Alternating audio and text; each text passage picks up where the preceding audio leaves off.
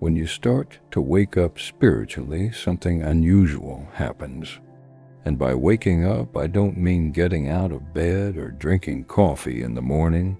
I mean when you truly begin to see through the illusion of life, when the fog of normal thinking clears, and you catch a real glimpse of what's actually happening. It's an amazing realization, but here's what most people don't tell you. Once you've seen that truth, once you've felt that deep freedom, there are certain things you can't really talk about. Not because they're secret or forbidden, but because they simply can't be explained with words. Trying to describe them is like trying to fit the entire ocean into a teacup. It just doesn't work. And when you try, it often confuses people instead of helping them understand. So let's talk about 5 things that truly awakened people keep to themselves. Not because of pride or a sense of being special, but because these experiences can't be taught or handed over like information. They're more like a scent. You can talk about it all day, but unless someone smells it for themselves, they won't really know it. The first thing you shouldn't share is your personal experience of awakening. The moment it happens, there's a strong desire to tell everyone around you. You want to say, "I've seen it. It's all right here. We've been missing it this whole time." But when you do, people usually look confused or worried. They might smile politely and say that's nice, but deep down they think you've gone a bit strange. This happens because awakening isn't something you can explain. It's not an idea or belief you can pass from one person to another. It's something that can only be lived and felt. It's the difference between reading about swimming and actually being in the water. No amount of talking can make someone feel the water's touch. I once knew a man who had a deep awakening while walking in his garden. Everything suddenly felt alive, and he realized there was no him walking through the garden, only the act of walking and the garden itself as one single thing happening. Excited, he ran to tell his wife, and she said, "That's nice. Dear, don't forget to take out the rubbish." She couldn't understand what he meant because she hadn't experienced it herself. It's like trying to explain the color red to someone who's been blind since birth. You can describe it perfectly, but they'll never truly feel it. Awakening is even more subtle than that. When you try too hard to explain it, you start sounding like you're bragging, as if you've achieved something rare. Without realizing it, you create separation between yourself and others, which goes against the very truth you've seen, that there's no real division at all. The truly awake person stays quiet about their awakening, not out of humility, but because they know that words can only point toward truth. They can't express it. Talking about awakening is like pointing at the moon. The finger can show the way, but most people end up staring at the finger and never look at the moon. When you share your experience, people usually focus on how you got there. They want to know what you did, what technique you used, what secrets you found. But awakening doesn't happen because of a technique. It happens when all effort stops and you finally notice what's been there all along. The second thing you shouldn't share is the exact method or practice that worked for you. It might sound helpful, but what worked for you won't necessarily work for someone else. It helped you because it matched your situation, your personality, and your specific level of confusion at that time. Think of it like medicine. If a pill cured your headache, that doesn't mean it will work for everyone. Someone's headache might come from stress, another's from dehydration, another's from lack of rest. The same medicine won't fix them all and might even make things worse. Spiritual practices are the same. What brings one person clarity might trap another in endless searching. You might find stillness by watching your breath, while someone else might do the same thing for years and only strengthen their sense of self. If I tell you to sit and watch your breath, you might spend years doing it and still get nowhere because your obstacle is not the same as mine. A student once went to his teacher and said, "Master, I have been meditating for 5 years as you instructed, and I still have not awakened." The teacher laughed and said, "Then perhaps you should stop meditating." The student was surprised. "But you told me to meditate," he said. The teacher replied, "Yes, and now I am telling you to stop. You have turned meditation into another form of struggle, another attempt to become what you already are. Stop trying to wake up and see that. You are already awake. The moment you give someone a method, they turn it into a goal. They start thinking, if I do this practice correctly, I will reach enlightenment. But that belief only moves awakening further away, because it creates a future moment where they imagine they will finally be complete. Awakening is not found in the future.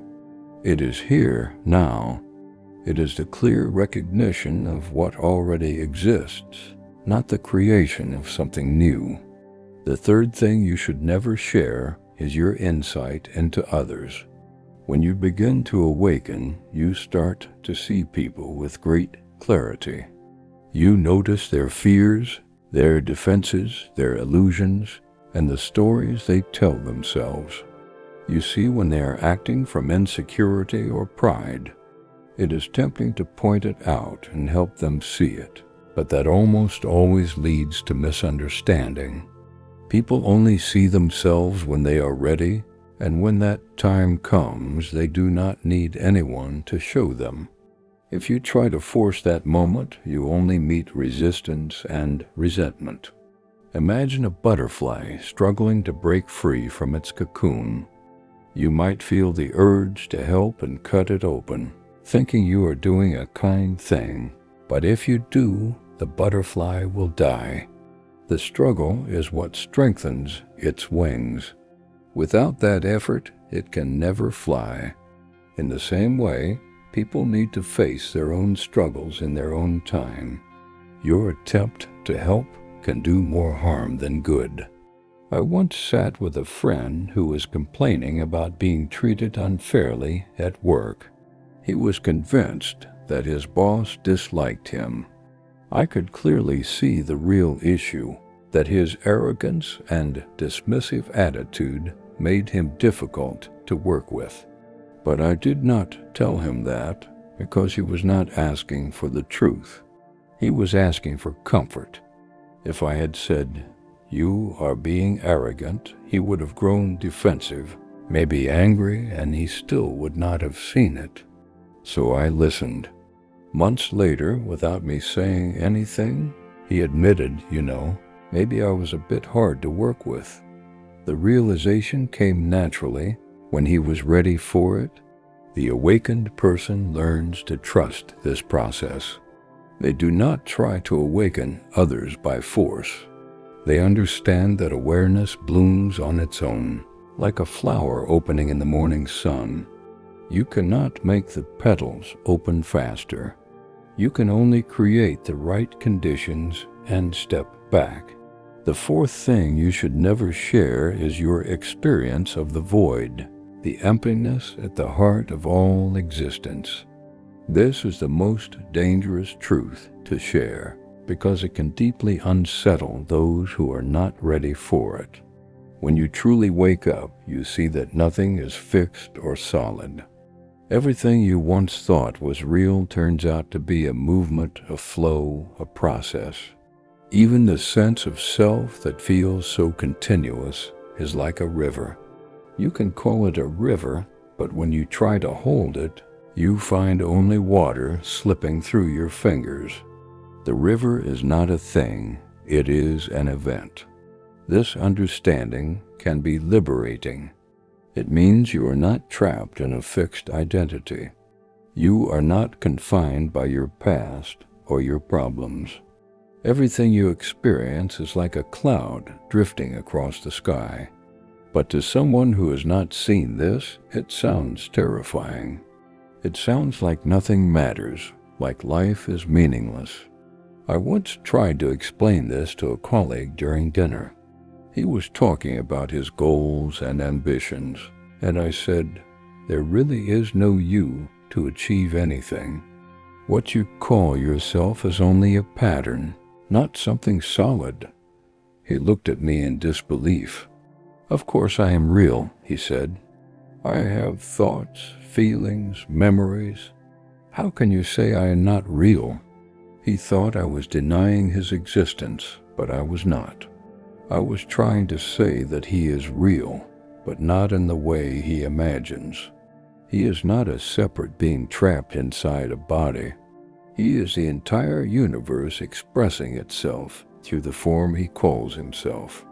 But he could not hear this because it threatened the very foundation of who he believed he was.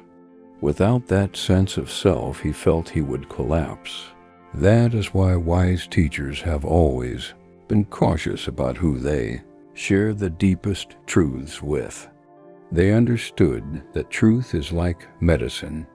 In the right dose at the right time, it heals. In the wrong dose at the wrong time, it harms. The truth of emptiness and groundlessness must be approached slowly, with patience and care. If revealed too soon, it can destroy a person's world before they are strong enough to rebuild it. The fifth thing you must never share is your sense of complete freedom and why you no longer feel bound by rules or moral systems.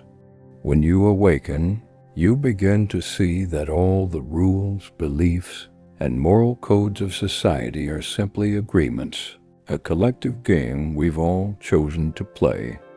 You realize you're free to join or not, to play or to walk away. But if you tell people that if you say you are beyond good and evil or no longer follow moral conventions because you see they are human creations, they will misunderstand. They will assume you've lost your sense of right and wrong. They will think you're capable of anything reckless or dangerous. What they cannot grasp is that real freedom is not the freedom to harm, but the freedom to love without compulsion. When you truly awaken, you see that harming another is harming yourself because there is no separation. Every being is a reflection of the same consciousness that you are. From that understanding, kindness flows naturally. You act with compassion, not because of rules or fear of punishment, but because love becomes your natural state. A free person follows the essence of morality without being trapped by its form. They live rightly not to gain approval or avoid guilt, but because clear vision makes right action inevitable. They are kind not because kindness is a virtue, but because unkindness feels unnatural, like striking your own reflection. Yet, try explaining this to someone who believes morality comes from religion, authority, or law. To them, the idea of being free and moral at the same time is impossible. They assume you are either lying or secretly immoral. The awakened person understands this and does not try to prove anything.